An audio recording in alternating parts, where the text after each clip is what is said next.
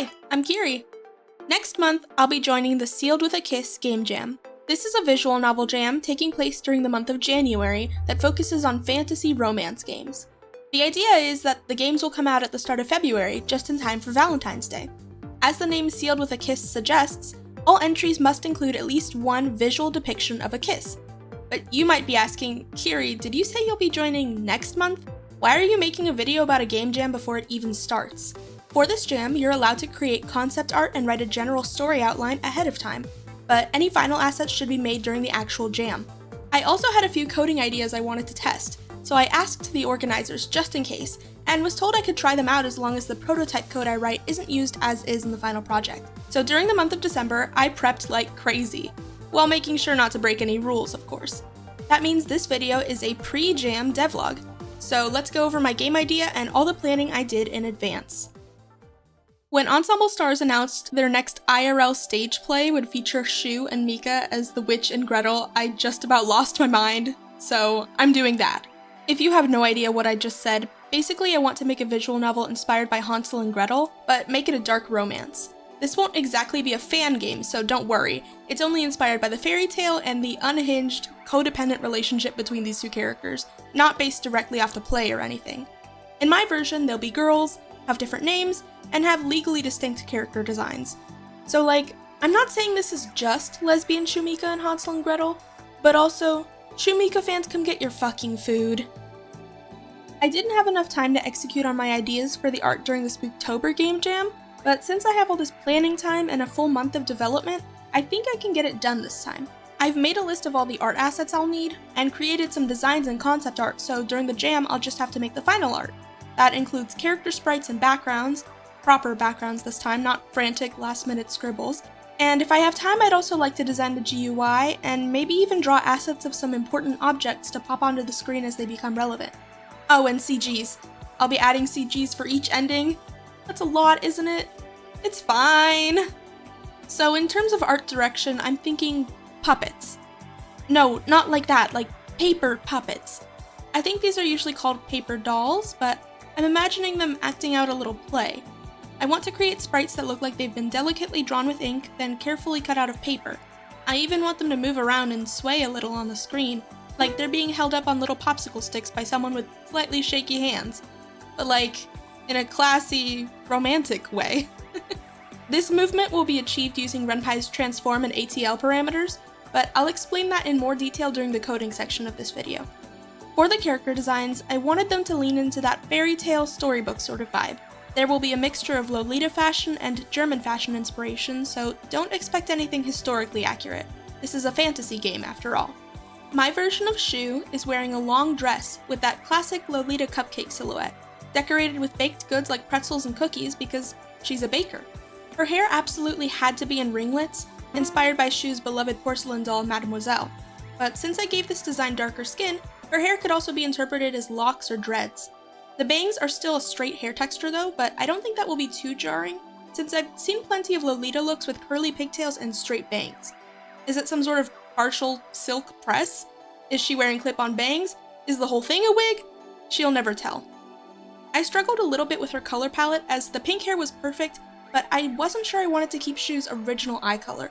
It just feels a bit on the nose. I already had a red in her palette, which could work pretty well as a pretty, yet slightly intimidating eye color, but no. No, how dare you! Be gone from this place! Why are you saying Sharingan like a white woman?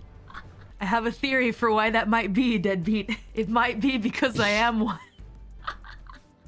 Since the red isn't gonna work, I tried natural brown eyes, but they weren't popping enough. So I went with a blue-purple color similar to Shu's original eyes. That may still change since that color isn't present anywhere else in her design, but for now, she's done. Overall, I'm pretty happy with this design. I wanted her to come off as regal, calm, dauntingly beautiful, and a little condescending.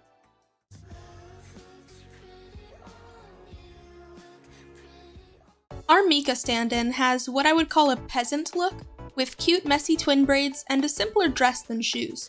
It's inspired by a Dirndl, I hope I'm saying that right, a traditional German dress. I really like the low, square necklines on these dresses, and the aprons are very cute. I thought it would be a great way to show Mika's clumsy side if I had her tie the apron messily and off-center. Similarly, her hair has many flyaways and doesn't always stay in perfect braids. I struggled a bit with the color palette for this design too, going between brown and green hair a few times, as well as trying blue, green, and brown for the dress. I eventually landed on brown hair and a green dress, and I had a good reason for that. This design is meant to directly contrast shoes in many ways. Where Shu is modest, Mika wears a short skirt and even shows some cleavage. While Shu has pastel pink hair and these magical bluish purpley eyes, Mika's hair and eyes are browns and neutral colors. The original OnStar's design does have green hair, or black hair with green highlights. It's surprisingly controversial. But I preferred to give this design a natural look, instead bringing the green into her dress design. I also put a wheat pattern on her skirt to mirror the pattern of baked goods on shoes. Make of that what you will. I pulled a lot of references for both the clothing and the art style. While my design sketches are in the style I'm most comfortable with, I want to include a lot of this sort of hatching and unique line art when I render the final sprites. I'm really excited to see these girls look like they've been cut out of the pages of a storybook. As you can tell, I'm dumping a lot of time and resources into the aesthetic of this game. I really want to commit to this paper puppet show idea. The story will be fairly short, but I think as long as what's there is polished, pretty, and consistent, I'll be happy with the result. To prepare for the game jam, I wrote a detailed plot outline. It feels much better than when I came up with everything on the fly during Spooktober. I'm not going as deep as writing out full scenes or dialogue, of course, but this story structure will help me a lot. Here's an abridged version for you. The game will follow Michaela, a young woman who doesn't have much, but still always seems to be obliviously happy. I think that, just like the original Mika, she'll be an orphan. Either way, she's very poor, and she goes out into the woods to forage for food, in the middle of winter. She's having a hard time finding much of anything to eat, when a mysterious woman appears to her. The woman introduces herself as Svanhilda. When she learns Michaela is looking for food, Svanhilda comments that she has plenty at home. She invites Michaela back to her cabin, which Michaela is astonished to see is built out of bread and cake. When they head inside, the kitchen is a mess, full of ingredients and half-finished baking projects. Svanhilda explains that she's planning a grand feast for tonight. Michaela offers to help her, both because she's naturally too kind for her own good, and because she's feeling a definite spark between the two of them. From here, you play as Michaela as she completes various tasks around the house, from baking to decorating to finding lost objects. You can even go back to the kitchen in between tasks to talk to Svanhilda and trigger romantic scenes. Every now and then, you notice something a bit strange about this beautiful baker girl, but Michaela isn't sure she minds.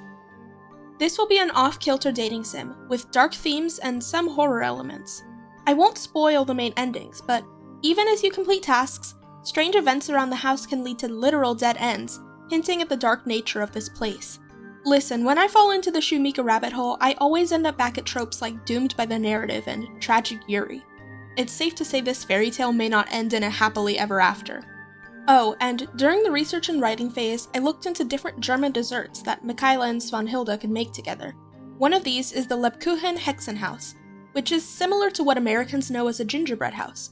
However, Lebkuchen is a soft, baked good that's sort of a cake and sort of a cookie from what I understand. It can be served in many ways, but when it's made into a house like this, it's called Hexenhaus, which translates literally to witch's house. For obvious reasons, I felt this dessert was perfect and included it. It also became the working title for this game, Hexenhaus. Finally, I tested some coding ideas that will provide a little extra polish and appeal. To make the puppets move, I'm going to use Renpai's transform parameters. I can create a movement template, called a transform, at the start of the script and apply it to any sprite. To keep things from getting samey, I'm planning to make at least 3 variations of this movement. They'll all be pretty slow and gentle, and they won't stray too far from the sprite's origin point, but they should add some life and variation to the game. Here's what I came up with for the prototype code. I start the object at a specified coordinate, then ease it to a few different points, pausing in between each movement. Then the whole list of motions loops infinitely, using the repeat line at the end. I really just used this as an opportunity to explore and learn, so the final transformations will be more subtle, as I said, and also more versatile. This example transform I created only moves an object around on the left side of the screen, because I was using X-align and Y-align to move the sprite to an exact point. However, for the actual game, I'll instead use the offset properties. This will allow me to offset an image by a set amount of pixels, regardless of its starting position. That means I won't have to make separate transforms for sprites on the left and right of the screen, and in fact images will be able to use this motion at any starting location. For the same reason, I'll make my own transitions to move images on screen and off screen instead of using the built-in renpai transitions. They move too fast for my liking and default to placing the image at the center of the screen. If I define my own, I won't have to type out the X line and Y line I want every time I add a new image. I also want to create flipping animations for when a character changes expression or pose, as if the puppeteer is turning the popsicle stick 180 degrees and revealing the new sprite on the back of the paper.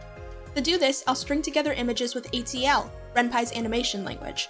All I need is a tilted version of each sprite, moving to and from the flipped position, as well as a thin white line to represent the side of the paper. When timed correctly, I think the illusion will be convincing and charming. Here's the prototype code. It's very simple ATL, which I've done in previous projects, including the game I pulled the placeholder art from, Unring the Bell. Let's take a look. I started with a pause of 0.3 seconds between each image, but it felt much too slow. Now I'm down to 0.1, and I think the motion looks smoother, but it can still be a bit jittery when the images aren't lined up perfectly. I made a looping version so you can see what I mean. I actually think it might look better if I use 2 turning frames to get to that side profile, but since the player will be seeing one of these animations every time a character changes expression, I don't want it to drag on and become an annoying waste of time. Going from a total of 0.3 seconds to 0.5 seconds may not seem like a lot, but it can add up. UI elements and repeated animations shouldn't overstay their welcome, you know? I think this current version will work, but I'll continue to tweak the setup during the jam. As you can see, I've got a lot of work to do next month. That means I most likely won't upload any long-form videos until the post-jam devlog comes out in early February. I hope this video can tide you over until then, and that it gets you hyped for what's to come. I'm really excited for this game, I just hope I can meet my own expectations. If you liked this video, consider checking out my devlog about my first game jam. Or you can watch my last video where I also discuss the concept and possible coding solutions for a game idea. Thank you so much for watching! This is kirigaya.pnk, shutting down.